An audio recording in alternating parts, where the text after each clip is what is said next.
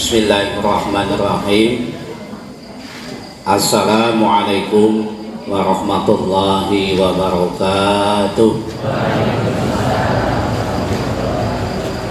Hamdan syukran billah, wassalatu wassalamu ala rasulillah Muhammad ibn Abdillah wa ala alihi wa sahbihi wa mawalah, wala hawla wala quwata illa billah, amma ba'd. Qala rabbi shrah li sadri wa yassir li amri wahlul 'uqdatam min lisani yafqahu qawli waj'al li waziran min ahli. Wonten narsanipun para alim, para sepuh, ini sepuh ingkang tansah kula hormati, Bapak Ibu jamaah pengajian Sabtu pagi yang senantiasa kami hormati dan kami muliakan. Puji syukur alhamdulillah pada pagi yang sangat-sangat bahagia ini kita masih banyak diberikan nikmat oleh Allah Subhanahu wa taala, baik nikmat iman, Islam dan nikmat sehat walafiat, sehingga kita bisa melaksanakan kewajiban kita kepada Allah. Tadi bersama-sama kita melaksanakan sholat subuh berjamaah. Insya Allah apa yang kita laksanakan tidak lain adalah dalam rangka menuju kepada ketakwaan kita kepada Allah Subhanahu wa ta'ala, yang itu semuanya adalah tujuan kita dalam beribadah kepada Allah, yaitu dengan senantiasa melaksanakan ketakwaan kepada Allah Subhanahu wa ta'ala. Salawat dan salam kita sampaikan kepada Habibana wa Nabiyana Muhammad Sallallahu Alaihi Wasallam, pada keluarganya, para sahabat-sahabatnya, dan segenap pengikut-pengikutnya. Insya Allah kita semuanya adalah bagian dari pengikut Nabi kita Muhammad Sallallahu Alaihi Wasallam yang telah kita akan mendapatkan syafaatnya bersama-sama beliau. Allah masukkan kita dalam surganya Allah. Amin amin ya rabbal alamin. Bapak Ibu sami sehat sedaya nggih? Alhamdulillah. Ini nikmat yang luar biasa. Di antara nikmat-nikmat Allah adalah nikmat sehat walafiat. Dan insya Allah manakala kita senantiasa berusaha mensyukuri nikmat Allah, la azidannakum, kita akan senantiasa diberi tambahan oleh Allah Subhanahu wa ta'ala. Jangankan kita Bapak Ibu, saya membaca di dalam Al-Quran surat An-Naml, Nabi Yusuf alaihi salam, beliau senantiasa berdoa kepada Allah Subhanahu wa ta'ala agar senantiasa bisa menjadi hamba Allah yang bersyukur. Tidak hanya itu, tetapi juga Nabiullah Sulaiman alaihi salam, salah satu nabi yang diberikan kekayaan yang luar biasa oleh Allah, tetapi beliau masih senantiasa berdoa mengungkapkan rasa syukurnya kepada Allah Subhanahu wa ta'ala.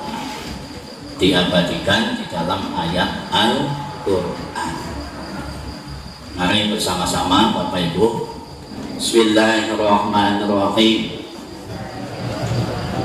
Rabbi auzi'ni an askura nikmatakal lati an'amta alayya wa ala walidayya wa an a'mala sholihan tardahu wa dakhilni bi rahmatika min ibadika sholihin. Apal mboten Bu? Mboten.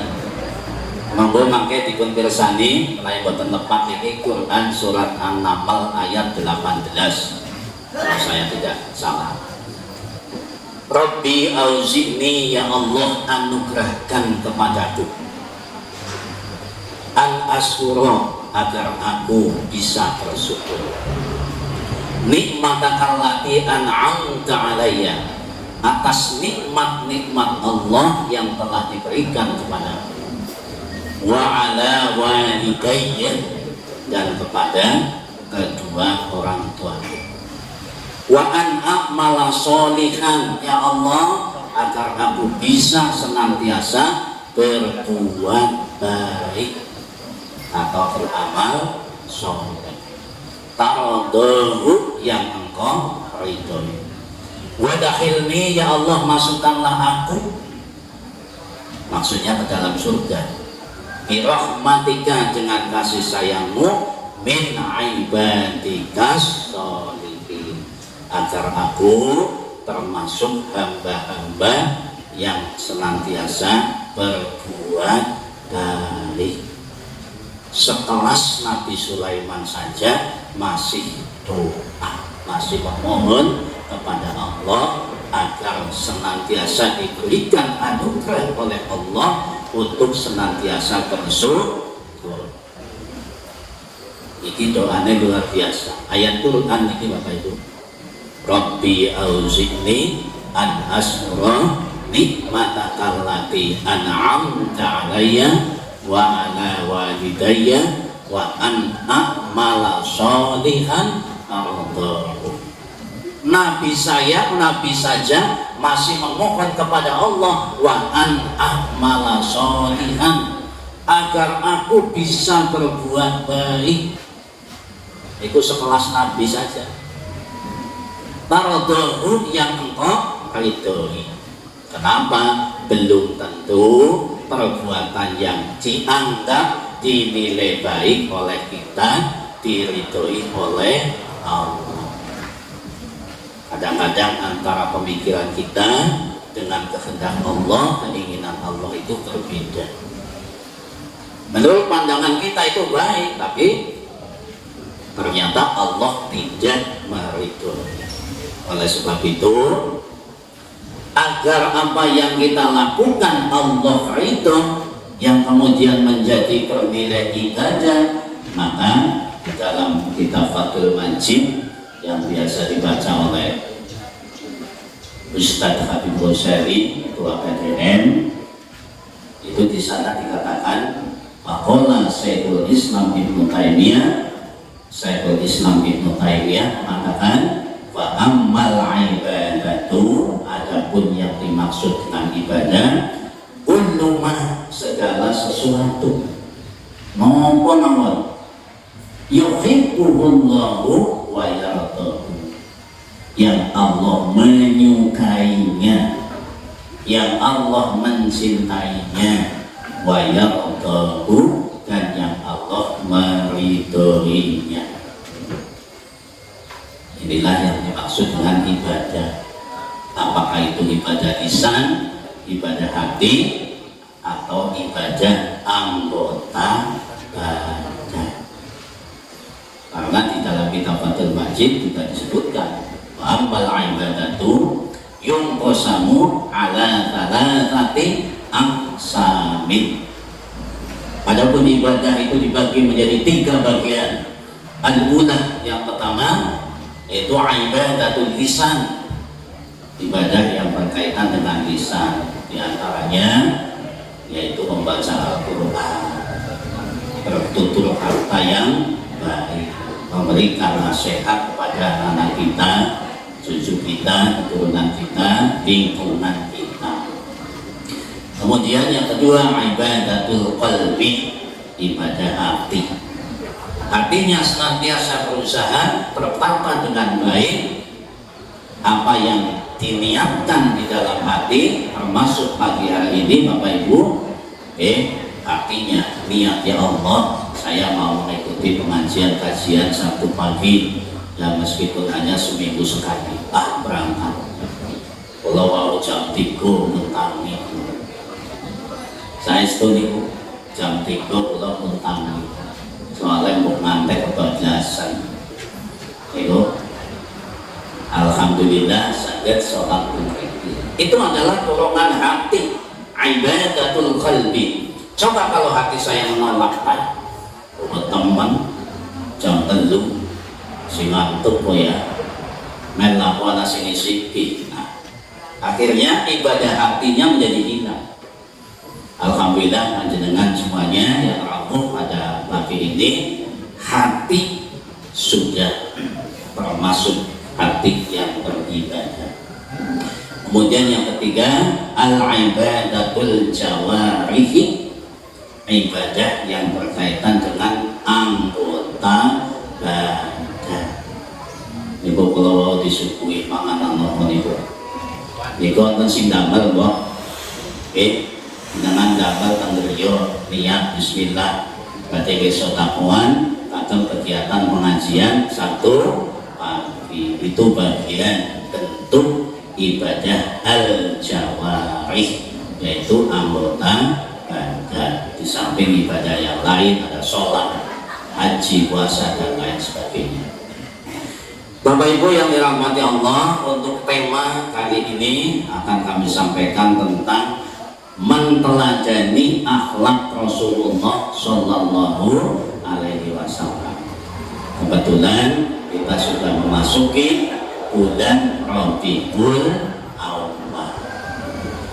Ada peristiwa yang sangat luar biasa di bulan Rabiul Awal, yaitu pada tanggal 12 dengan kelahiran Nabiullah Muhammad Sallallahu Alaihi Wasallam. Abdul Mukhtar, hamba yang terpilih, hamba yang dipilih oleh Allah, yang akan memberikan pencerahan kepada umat manusia.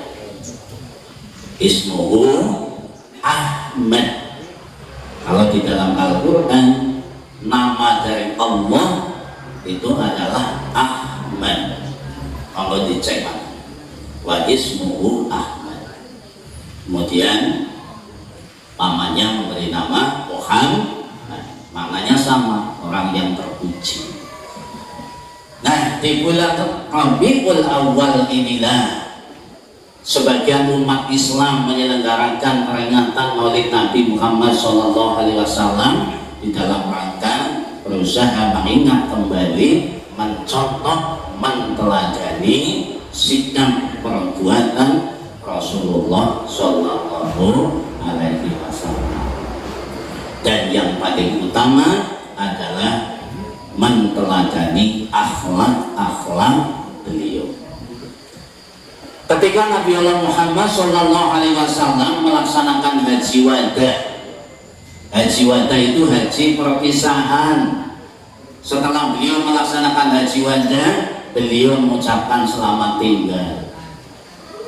Kayak ngopo? Sebab beliau sudah dianggap selesai oleh Allah Subhanahu wa Ta'ala dalam memberikan risalah, menyampaikan dakwah dinullah, yaitu agama Islam. Beliau akan dipanggil oleh Allah kembali kepada Allah Subhanahu wa Ta'ala. Setelah itu beliau meninggal. Pesan yang disampaikan oleh Rasulullah Sallallahu Alaihi Wasallam ketika beliau melaksanakan haji wada, yaitu a'udzu fikum amroini ma intamasaktum bihima lan tadillu abadan kitaballahi wa sunnat Rasulillah Sallallahu Alaihi Wasallam. Kata Rasulullah, aku tinggalkan dua perkara yang apabila kamu berpegang teguh kepada dua perkara itu, lan tadillu abadan, engkau sekali-kali tidak akan pernah sesat, engkau sekali tidak akan pernah mengalami kesesatan. Lan tadillu abadan, selama-lamanya. Apa dua perkara yang Rasulullah tinggalkan? Kitaballahi wa sunnat Rasulillah Sallallahu Alaihi Wasallam. Yang pertama adalah kitab Allah, Al-Quran, dan sunnah Rasulullah Sallallahu Alaihi Wasallam, yang kemudian menjadi sumber hukum Islam dan termasuk di kita di Muhammadiyah, di Tarjih, segala apa yang berkaitan dengan amal ibadah adalah kembali kepada Al-Quran dan As-Sunnah. Kemudian pertanyaannya, Al-Quran itu apa? Kalau saya melihat, membaca di dalam kitab Ad-Tibyan fi Ulumil Quran, kemudian ada juga di Al-Mabahis fi Ulumil Quran karangan Dr. Subhi As-Sadi, juga di dalam kitab-kitab yang berkaitan Al-Itqan fi Ulumil Quran, yang disebut dengan Al-Quran adalah kalamullah, firman Allah, alladzi yunazzalu, yang diturunkan ala Muhammadin sallallahu alaihi wasallam, kepada Nabi Muhammad sallallahu alaihi wasallam, biwasitati Jibril alaihi salam, dengan perantaraan malaikat Jibril alaihi salam, jumlatan wahidatan min lauhil mahfuz ila sama'id dunya. Al-Quran diturunkan oleh Allah dari lauhil mahfuz. Lauhil mahfuz itu tempat yang terjaga, yang tidak ada makhluk-makhluk Allah sampai ke sana. Ila sama'id dunya, sampai ke langit dunia.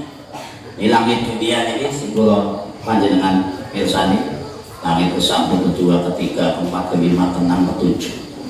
Jumlatan wahidatan adalah satu Al-Quran penuh lengkap. Jadi dari Allah, dari lauhil mahfuz ke langit dunia, itu satu Al-Quran penuh atau lengkap. Kemudian minas sama'id dunya ila Muhammadin sallallahu alaihi wasallam, dari langit dunia kepada Nabi Muhammad sallallahu alaihi wasallam, tafsilan, secara terperinci atau beransur-ansur, selama kurun waktu 23 tahun. Kenapa Al-Quran mesti bertahap diturunkan kepada Nabi Allah Muhammad Sallallahu Alaihi Wasallam? Karena fungsi Al-Quran salah satunya yaitu menjawab persoalan-persoalan yang muncul di masyarakat saat itu. Jadi ketika di masyarakat ada persoalan A, B, C, D, E, dan seterusnya, sesuai dengan waktu dan zamannya, Al-Quran menjawab. Allah turunkan ayatnya kepada Nabi Allah Muhammad Sallallahu Alaihi Wasallam. Itu kenapa secara bertahap tafsiran dalam kurun waktu 23 al-muta'abbadu bitilawati, yang dinilai ibadah bitilawati bagi yang membacanya. Membaca saja sudah dinilai ibadah, apalagi mengkaji dan mengamalkan. Hanya sekedar membaca itu sudah dicatat oleh Allah sebagai bagian daripada ibadah. Oleh sebab itu Al-Quran, Bapak Ibu, adalah bacaan, karena diambil dari kata Qur'an, yaqra'u Qur'anan. Qur'an itu artinya membaca, telah membaca, yaqra'u sedang atau akan membaca, Qur'anan bacaan.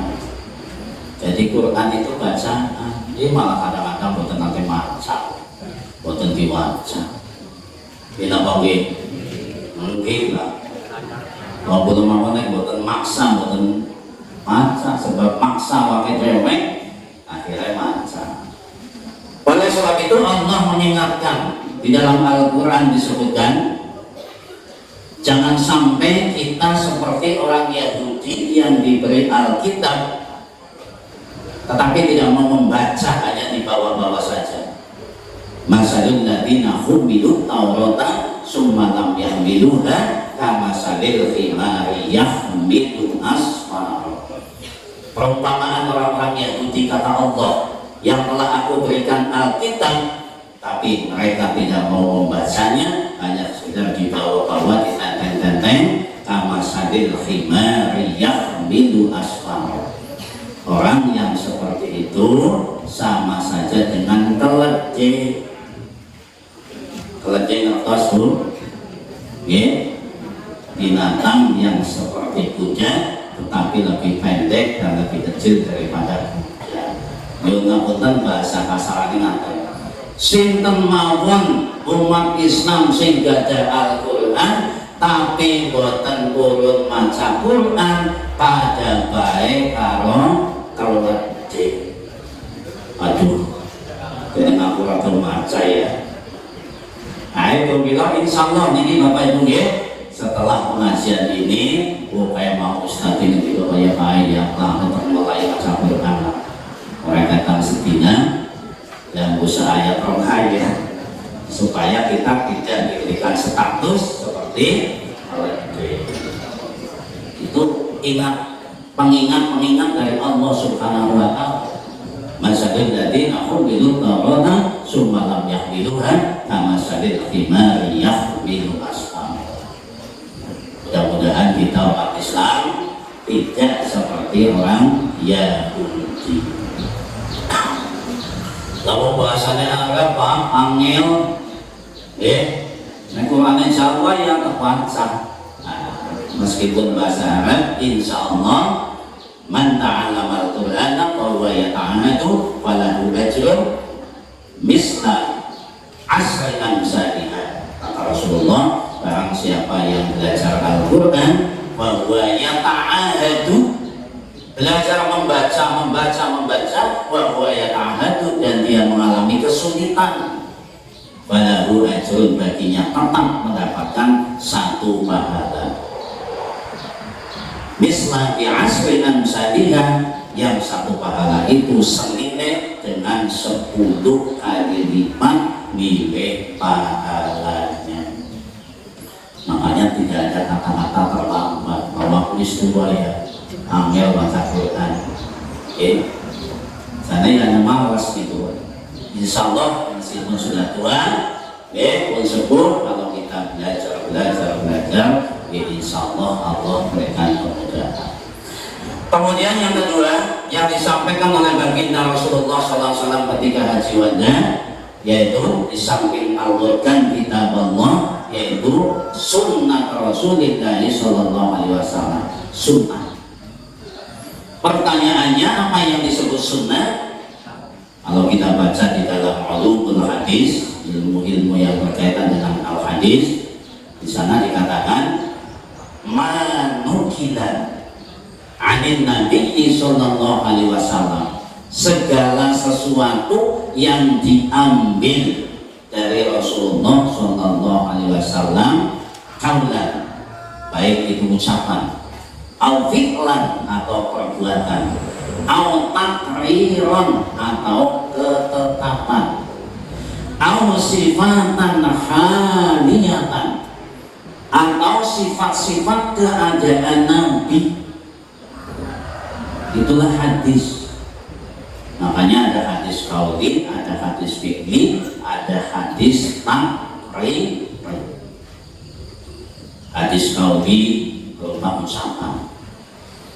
Jangan mau mereka niat balik haji boten niat maka barang siapa yang niatnya ngaji pasti akan mendapatkan nilai pahala. Tidak hanya sebatas nilai pahala, akan mendapatkan tujuan daripada ngaji, yaitu mendapatkan tambahan ilmu.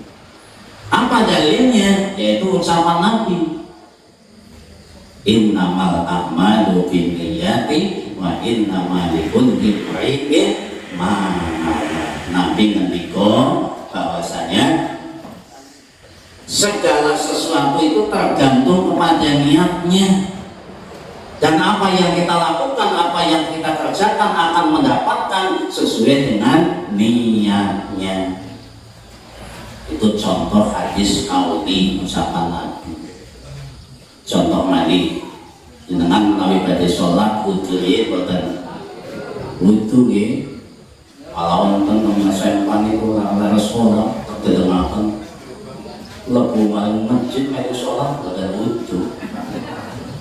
Sebab orang kata sangat itu tentang sekolah bulan itu dari siswa 2062 diwajibkan sholat itu dipilih tentang kelas-kelas. Pewe itu lebu, terdengar bocor wudhu melu sholat. Dikuantum itu saya setuju. Padahal ketika Nabi dalam hadis kaulinya, layak baju sholat ahadukum idza ahdasa hatta yatawadda. Qala Rasulullah sallallahu alaihi wasallam. Kata Rasulullah, tidak akan diterima sholatnya salah seorang di antara kalian idza ahdasa apabila berhadas hatta yatawadda, hingga ia berwudu terlebih dahulu. Mungkin malah lebih baik sebagian. Nah, itu. Kemudian ada hadis-hadis yang berkaitan dengan fi'lan, perbuatan. Contohnya apa? Itu nalika sholat menghadap ke kiblat, kemudian mengucapkan kalimat takbir Allahu Akbar dengan mengangkat kedua tangan kita, kemudian membaca doa kita Allahumma ba'id baini wa baina khotoyaya dan seterusnya, membaca Fatihah, suratan ruku, i'tidal, sujud, kemudian duduk antara dua sujud sampai salam. Teng Quran nonton boten? Teng Quran nonton boten? Boten nonton. Gusti Allah niku boten nate maringi petunjuk neng salat nang ayat 10 surat An-Nisa, dicek di dalam Al-Quran tidak ada Allah menyebutkan kaifiyah tata caranya sholat. Dari mana kita melaksanakan seperti itu? Itulah hadis fi'li, perbuatan Rasulullah Shallallahu Alaihi Wasallam ketika beliau mendapatkan perintah untuk sholat, maka Rasulullah menyampaikan shollu kama ra'aitumuni usolli, sholatlah kamu sebagaimana kamu melihat aku sholat. Oh, sholatnya kanjeng Nabi yang ada kudongan atau ada bidul, mengangkat kedua tangan dan lain sebagainya. Doa Allahumma ba'id baini wa baina khotoyaya. Nah itu. Kemudian yang ketiga hadis takrir, berupa ketetapan Nabi, amalan ibadah yang Nabi tidak melaksanakan tetapi dilaksanakan oleh sahabat dan Nabi tidak melarangnya, seperti sholat sunat qobliyah dan ba'diyah. Kemudian Aisyah radhiyallahu anha dalam kitab sifat sholat Rasulullah, ketika beliau sholat Allahu Akbar, Aisyah tidak membaca Allahumma ba'id baini wa baina khotoyaya, tidak. Aisyah tidak membaca kabir walhamdulillahi katsir wa subhanallahi wa bihamdihi dan seterusnya, tidak. Tapi Aisyah membaca langsung wajhatu wajhiya lillazi fatara samawati wal ardh. Itu bacaan Aisyah, bukan bacaan Nabi. Dan oleh Rasulullah tidak disalahkan, didiamkan. Artinya boleh. Itu namanya takrir, ketetapan Nabi. Au sifatin haliyatin, atau sifat-sifat keadaan Nabi. Nabi dikenal orang yang sumeh, karena Jawanya sumeh apa Bu? Senantiasa tersenyum ketika melihat bertemu berpasasan dengan orang lain, boten mendeli, ketemu malah lontok. Iku boten derek datang sifatin haliyatin sunnah Nabi. Maka Nabi ngendika at-tabassumu shadaqatu, senyum adalah bagian dari sedekah. Karena apa? Sifatin haliyatin, sifat keadaan Nabi. Sama dengan mengikuti sunnah Nabi. Bilang jenengan nek sing isi masjid sayome ya.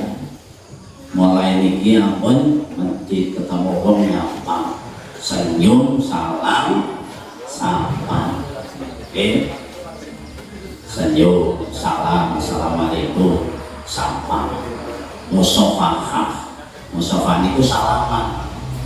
Jadi dia nomor kita kapal muslimah ini fason fahatai kata Rasul.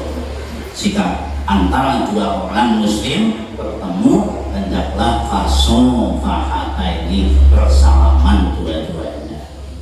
Kalau sumber teman ya ketemu apa atau salaman. Oh berarti buatan derek datang sunnah itu Rasul Sallallahu Alaihi Wasallam. Nah inilah yang kami sampaikan kaitannya dengan Al-Quran dan Sunnah. Kemudian saya membaca di dalam sarah kitab Tauhid Fathul Majid yang disusun oleh Asy-Syaikh Al-Qara'awi. Jadi Fathul Majid itu banyak sarahnya. Bunyinya begini. Khina su'ila Aisyah ibni Mas'udin, ketika Aisyah ditanya oleh Ibnu Mas'ud, sahabat Rasulullah yang alim, yang sering diminta membaca Al-Quran oleh Rasulullah, ya Aisyah, wahai Aisyah, ma akhlaq Rasul, apa akhlak Rasulullah Sallallahu Alaihi Wasallam? Wa qalat Aisyah, kemudian Aisyah menjawab, akhlak Rasul ay Al-Quran. Akhlak Rasul adalah Al-Quran. Summa talat Aisyah, kemudian Aisyah membaca. Talak yang dulu tilawatan, membaca. Karena perempuan talak, laki-laki talak. Summa talat Aisyah radhiyallahu anha min suratil Al-Mu'minun ayatil wahid ila tis'atas. Aisyah kemudian membaca Al-Quran surat Al-Mu'minun ayat 1 sampai 19. Itu yang isinya itu adalah akhlak Rasulullah Sallallahu Alaihi Wasallam. Monggo panjenengan mangke tirsani teng dalem. Nggih. Quran surat Al-Mu'minun ayat 1 sampai 19. Karena apa? Karena Rasulullah akhlaknya itu adalah Al-Quran, maka kemudian Allah lebih menegaskan di dalam Quran surat Al-Ahzab ayat 21. Laqad kana lakum fi Rasulillahi uswatun hasanah. Sungguh telah ada pada diri Rasulullah Sallallahu Alaihi Wasallam lakum bagi kamu semuanya, untuk kamu semuanya apa? Uswatun hasanah, teladan yang baik. Sebab akhlak Rasulullah adalah Al-Quran.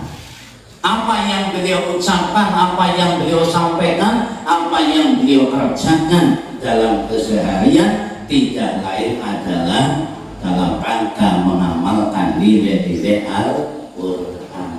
Maka untuk mencari kecacatan Rasulullah itu hampir tidak, semuanya adalah uswatun hasanah. Liman kana yarjullaha, barang siapa yang mengharapkan Allah, artinya mengharapkan ridho Allah, wal yaumal akhir, dan hari akhir, pada Allah katsira, maka perbanyaklah dalam berzikir kepada Allah. Bila minimal nektar sholat aja salam rek. Oh sedikit boten Pak, kalau boten salam rek Pak. Nggih, mungkin iku istilah piye, sedikit kula bar sholat langsung nyekel HP Pak. Nggih apa nggih? Nggih lah. Mengacak kula bersani harus niku. Begitu salam langsung rokosak. HP-nya dibuka. Disami mawon itu. Padahal saya membaca di dalam kitab Al-Adhkar An-Nawawi, kitab tentang zikir-zikir Rasulullah berdasarkan hadis-hadis yang sahih yang disusun oleh Imam Asy-Syaikh An-Nawawi Ad-Damsyiki. Ini bukan Nawawi Al-Bantali, tapi dari Damsyik, dari Suriah, pada tahun 800 Hijriah. Di sana banyak sekali bacaan-bacaan zikir ba'da sholat yang dibaca oleh Rasulullah Sallallahu Alaihi Wasallam. Kemudian Allah Subhanahu wa taala juga menyampaikan di dalam Quran surat Al-Qalam ayat 4, wa innaka la'ala khuluqin 'adzim. Wa innaka, dan sesungguhnya engkau Muhammad la'ala khuluqin 'adzim, memiliki akhlak yang agung atau yang mulia. Ayat tersebut menjelaskan bahwa keagungan akhlak Rasulullah yang merupakan cerminan nilai-nilai Al-Quran. Insyaallah menawi kita dapat ngapai pun tahu Rasulullah SAW itu dalam kehidupan kita merasa aman, nyaman, tenang. Contoh kecil saja lah, tabasum, senyum, salam, sapa. Namun di kemauan kita ramah dengan apa yang ada di lingkungan kita, insya Allah kita aman dan dicintai oleh lingkungan kita. Kadang-kadang kita mikir kan disengit nang liya nih, sebagai nopo ya balik malah pakai cewek. Jadi aku kenal apa sih disengit nang kamu? Apa sih salahku? Oh menurut kau biar oh ya. Berarti kita yang harus berubah. Nah ini Bapak Ibu, makanya orang Arab Quraisy bingung akan memusuhi Nabi. Bagaimana saya bisa memusuhi Nabi? Beliau orang yang baiknya luar biasa, akhlaknya luar biasa. Nah, itulah yang kemudian dicontoh oleh para ulama, ya, kemudian oleh orang-orang yang sholih dengan akhlak-akhlak yang baik. Bapak Ibu yang dirahmati Allah, ada 5 akhlak Rasulullah Shallallahu Alaihi Wasallam yang bisa ditauladani oleh kita semuanya, sebagaimana dalam Quran surat Ali Imran ayat 159. A'udzu billahi minasyaitonir rajim. Wa bima rahmatin minallahi linta lahum walau kunta faddan ghalidhal qalbi lan faddu min hawlik fa'fu anhum wastaghfir lahum wa syawirhum fil amr fa idza azamta fatawakkal 'ala Allah. Yang artinya wa bima rahmatin minallahi linta lahum, maka disebabkan kasih sayang dari Allah, linta lahum, engkau bersikap lemah lembut kepada mereka. Jadi akhlak Rasulullah yang pertama yang harus kita teladani adalah sikap lemah lembut. Insya Allah manakala kita hidup dimanapun kita berada, di lingkungan manapun, kita kemudian bersikap lemah lembut, tidak sombong, tidak keras, tidak kasar, tidak takabur, tidak ria, kita akan senantiasa dicintai oleh Allah. Tidak hanya sebatas dicintai, kita akan kemudian dihormati, dihargai, bahkan diteladani. Yang kedua, walaupun ta'wali faddan walidul qalbi dan faddu min hawli, seandainya engkau bersikap kasar dan keras, niscaya mereka akan berpaling dari akhlak Rasulullah. Yang kedua adalah beliau tidak pernah bersikap keras, tidak pernah bersikap kasar kepada siapapun. Suatu ketika Bapak Ibu, di dalam hadis disebutkan ketika Rasulullah Shallallahu Alaihi Wasallam sedang duduk-duduk di masjid dengan para sahabat, ijaa a'rabiyyan, tiba-tiba datang orang Arab Badui, orang Arab pegunungan yang tidak sekolah, tidak berpendidikan, tidak punya akhlak, datang ke masjid. Pojok-pojok maring pojok, bahasa Jawane ngomong apa? Sekarang dia bilang buyuh nang pojok masjid, kok kurang ajar apa? Tekan-tekan wis pakaiane kumel, lecek, wonge bakal-karuan, gak apa-apa dulu, Arabian, orang Badui, sikapnya juga kasar, keras, kok malah buyuh nang pojok masjid. Jajal nang kene anak. Nah pada saat itu sahabat-sahabat Rasulullah Shallallahu Alaihi Wasallam langsung emosi, ajar ya Allah ketika malah kacau tiang kami dan lain sebagainya, dibentang kata Rasulullah, jangan engkau marahi, jangan engkau kasari, biarkan saja. Begitu sudah selesai kencing, orang itu berpaling, kemudian Rasulullah mengambil air sendiri dengan ember, dengan kayu, kemudian Rasulullah menyiram bekas kencing. Apa kata orang Arab Badui kepada Rasulullah? Saya berdoa memohon Rabbal Ka'bah, Tuhan yang mencipta dan yang memelihara Ka'bah, semoga Allah memberikan rahmat kepada Muhammad, bukan kepada yang lain. Jadi yang didoakan hanya Muhammad karena sikapnya itu. Dia ini betul lah ngomongnya ini. Nah, itulah sikap Rasulullah, akhlak Rasulullah Shallallahu Alaihi Wasallam. Tidak pernah bersikap keras, tidak pernah bersikap kasar kepada orang lain. Kemudian fa'fu anhum, maafkanlah dia. Yang ketiga, akhlak Rasulullah bersikap pemaaf. Saya kira kayak apa ya setidak baik. Malah kadang-kadang makan simpulan mingguan, bulanan, tahunan. Ini apa oh berarti dereng santet dereng akhlak Rasulullah. Kemudian fastaghfir lahum, akhlak Rasulullah yang selanjutnya adalah beliau senantiasa memberikan ampunan, memohonkan ampunan kepada orang lain yang melaksanakan atau melakukan kesalahan. Kayak bocah banget teman ya, jujur teman kayak itu ya. Akan kita akan emosi, jangan dilanjutkan emosinya. Oh saya ampunkan, saya maafkan, saya doakan. Semoga dia mendapatkan hidayah, semoga ada perubahan dan lain sebagainya. Ampun malah dewek emosi. Inilah akhlak Rasulullah Shallallahu Alaihi Wasallam, memberikan ampunan kepada orang lain yang melakukan kekeliruan.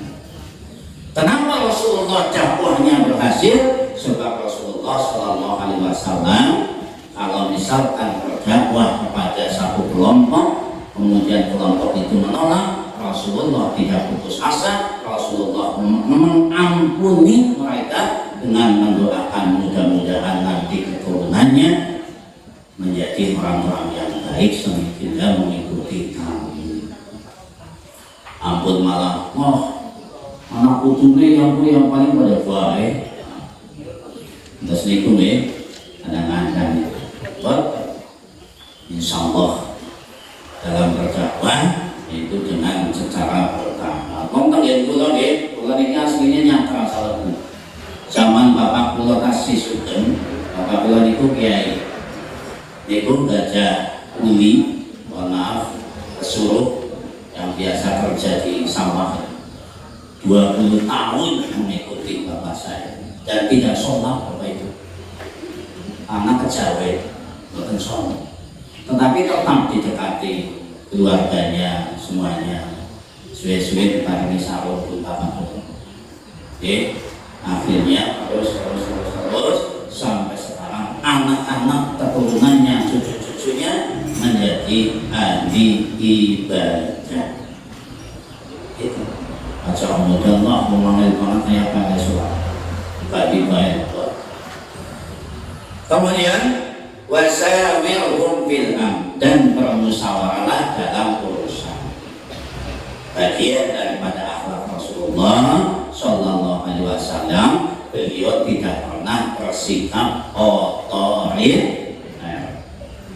Ketika beliau menjadi pemimpin, segala persoalan-persoalan yang muncul di lingkungannya, di masyarakatnya, beliau juga minta pendapat kepada yang lain, kepada sahabat-sahabatnya dan lain sebagainya. Inilah wasabirhum fil amr, bermusyawarahlah dalam setiap urusan.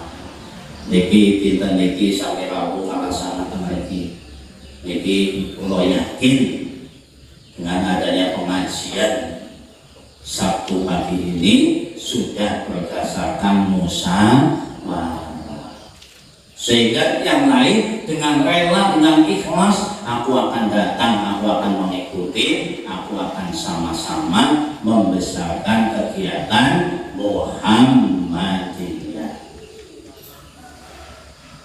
Karena berkat musyawarah minimal di pimpinan cabang Muhammadiyah. Nah, oleh sebab itu maka dengan bermusyawarah itulah akan mendapatkan keputusan yang lebih. Dan ini biasa dilakukan oleh Rasulullah Sallallahu Alaihi Wasallam. Ada minta pendapat kepada Abu Bakar Siddiq, kepada Umar bin Khattab, kepada Ali, kepada Utsman. Ada orang bertanya, datang kepada Rasulullah, mau menanyakan sesuatu. Kata Rasulullah, sebelum kamu sampai kepada saya, sebelum kamu bertanya kepada saya, silakan kamu tanya dulu kepada Ali. Saking bijaksananya Rasulullah, meskipun bisa, tapi apa? Rasulullah menghargai, Rasulullah menghormati orang lain yang juga berilmu.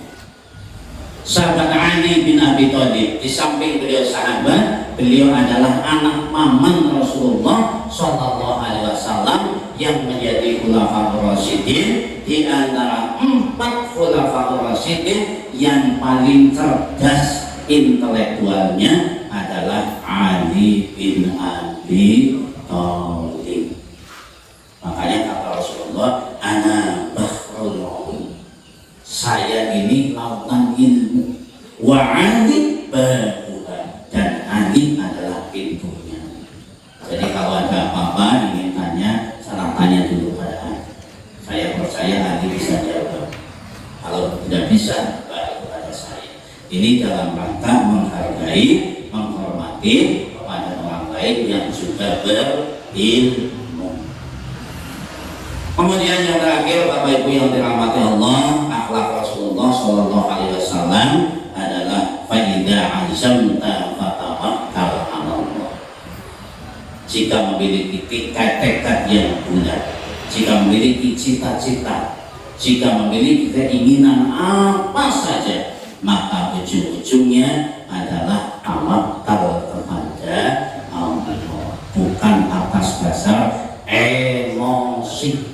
Wah, aku bisa, masa dadak diomongin Allah dia. Oh, kalau begitu itu sama aja dengan mengikuti nafsu, emosi. Tawakal setelah kita berusaha semaksimal mungkin, kemudian akhirnya ujung-ujungnya kita serahkan kepada Allah Subhanahu wa Ta'ala, yang kemudian nantinya menghasilkan sebuah keputusan apa yang disebut dengan takdir.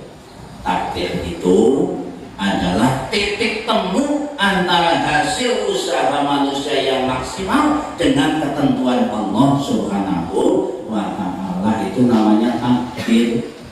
Aja usaha wis aku takdir kayak piye, awit piye kayak piye, ya nggak akan maju. Ya, apa mari warga Muhammadiyah yang harus berkemajuan, harus berubah sampai nanti mendapatkan pertemuan hasil akhir usaha manusia dengan ketentuan Allah, baru nanti mendapatkan takdir Allah. Ini kadang-kadang orang salah dalam memaknai takdir. Belum usaha sudah aku takdir kayak gini, apa maning sih? Nah itu. Nah inilah Bapak Ibu yang dirahmati Allah, sifat-sifat akhlak Rasulullah Sallallahu Alaihi Wasallam yang harus dipelajari, yang ada di dalam Quran surat Ali Imran 159. Nah, dan pengawasan pada pagi hari ini mudah-mudahan bagi yang belum pernah mendengarkan sama sekali, apa yang kami sampaikan menjadi tambahan ilmu.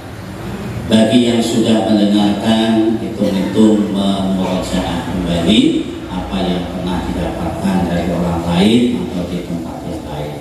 Jika ada kekhilafan, kekurangan, kami mohon maaf. Billahi taufiq wal hidayah. Nasrullahi wa fathun qarib. Assalamualaikum warahmatullahi wabarakatuh.